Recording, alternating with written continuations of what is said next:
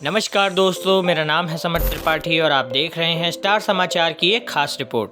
दोस्तों, 2019 में कश्मीर में धारा 370 हटी, देश में ट्रिपल तलाक हटा और अब वहीं 2024 में राम मंदिर का निर्माण भी पूरा हो जाएगा। यह सभी एक ऐसे कदम हैं जिससे भारतीय जनता पार्टी का यह मानना है कि वह अपने विचार एवं मैनिफेस्टो को लागू कर रहे हैं। लेकिन अब यूनिफॉर्म सिविल कोड यानी समान नागरिक संहिता पर पूरे देश में एक बहस छिड़ चुकी है। यह एक ऐसा कानून है जिसका देश को 75 साल से इंतज़ार था। आखिर क्या है यूसीसी, इसे लागू होने पर क्या बदलाव होंगे और क्यों कुछ लोगों द्वारा इसका विरोध किया जा रहा है, आइए जानते हैं। समान नागरिक संहिता यानी एक देश एक कानून। जिस देश में भी समान नागरिक संहिता यानी यूनिफॉर्म सिविल कोड लागू होती है, उस देश में विवाह, तलाक, बच्चा गोद लेना, संपत्ति के बंटवारे से लेकर अन्य सभी विषयों को लेकर जो भी कानून बनाए गए हैं वो सभी धर्म के नागरिकों को समान रूप से मानने होते हैं। यह एक ऐसा कानून है जिसके आने के बाद हिंदू, मुस्लिम, सिख, ईसाई, लड़का लड़की सभी को बराबर के राइट्स मिल जाएंगे। यूनिफॉर्म सिविल कोड के लागू होने पर क्या फ़ायदे होंगे और क्या नुकसान, इस पर आगे बढ़ने से पहले ज़रा एक नज़र इस पर भी डाल लेते हैं, आखिर यूनिफॉर्म सिविल कोड को लागू होने में इतनी देर क्यों हुई। हम बात करें कानून की तो मूल रूप से 3 प्रकार के कानून होते हैं। पहला कमर्शियल लॉ, दूसरा क्रिमिनल लॉ और तीसरा सिविल लॉ। ये बात है उस समय की जब अंग्रेज भारत पर राज किया करते थे। तब उनकी मोटे तौर पर कुछ ही बातों में दिलचस्पी रहा करती थी। जैसे पहला, भारत को ज़्यादा से ज़्यादा लूटना, जिसके लिए उस हिसाब के कमर्शियल लॉ बनाए गए, और दूसरा, उन्हीं लॉ का उल्लंघन ना हो जिसके लिए क्रिमिनल लॉ का निर्माण किया गया।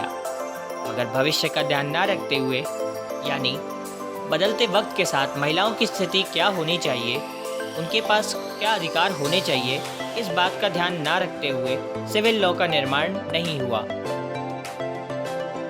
आज़ादी के बाद जब भारत का संविधान बना तब हिंदू, सिख, बुद्धिस्ट और जैन के लिए तो लॉ आ गया, पर उस वक्त की सरकार द्वारा मुस्लिम को इसमें शामिल नहीं किया गया।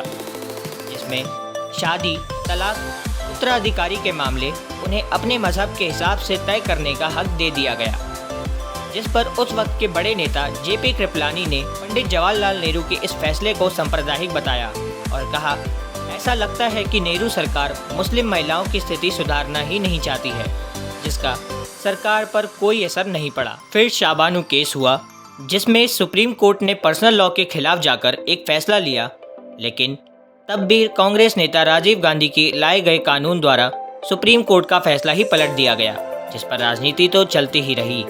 जिसके बाद धीरे धीरे देश की राजनीति में भारतीय जनता पार्टी का उदय हुआ, जिन्होंने कश्मीर से 370 हटाने और अयोध्या में राम मंदिर बनाने के साथ ही यूसीसी को भी अपना कोर मुद्दा बना लिया। आइए अब बात करते हैं बदलाव की। यूनिफॉर्म सिविल कोड के आने से क्या बदलाव होंगे। जब भी यूनिफॉर्म सिविल कोड को लागू करने की बात आती है तब बहुत सारे लोगों को यह लगता है कि यह मुसलमानों के खिलाफ कोई नई बड़ी साजिश है या फिर एक ऐसा षड्यंत्र जिससे उनकी पहचान छीन ली जाएगी। लेकिन अगर देखा जाए तो यूसीसी के आने से सबसे ज़्यादा फ़ायदा मुस्लिम महिलाओं और बच्चियों को ही होगा, जिसमें यूसीसी आने के बाद सभी की शादी की एक उम्र तय कर दी जाएगी। फिर किसी भी धर्म का शख्स उस उम्र से पहले अपने बच्चों की शादी नहीं करवा पाएगा।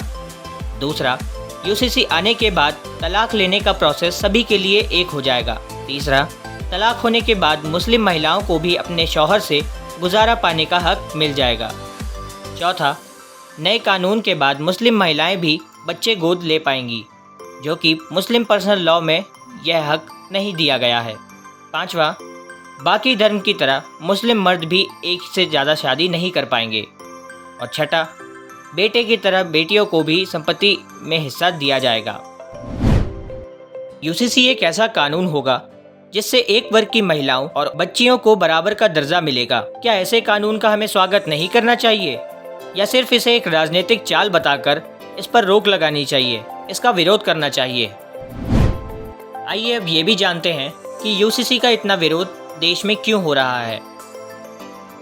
समान नागरिक संहिता को लेकर मंगलवार 27 जून को प्रधानमंत्री नरेंद्र मोदी ने एक बयान दिया, जिससे इस मुद्दे पर देश भर में बहस छिड़ गई। अब जो भी लोग इसका विरोध कर रहे हैं उनके पास इसकी कोई जायज़ वजह नहीं है।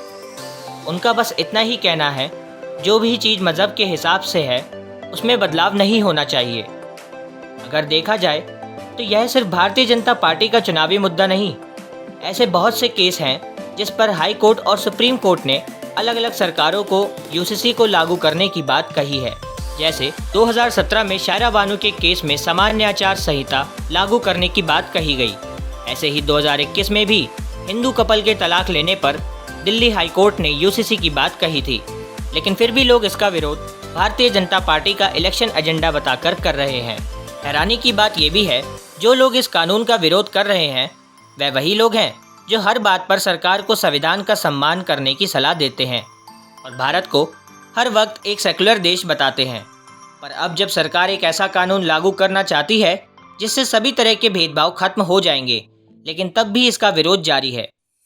बाकी आपकी इस पर क्या राय है, हमें कमेंट सेक्शन में ज़रूर बताएं और सब्सक्राइब करें हमारा चैनल स्टार समाचार ऐसी मेजर अपडेट्स जानने के लिए।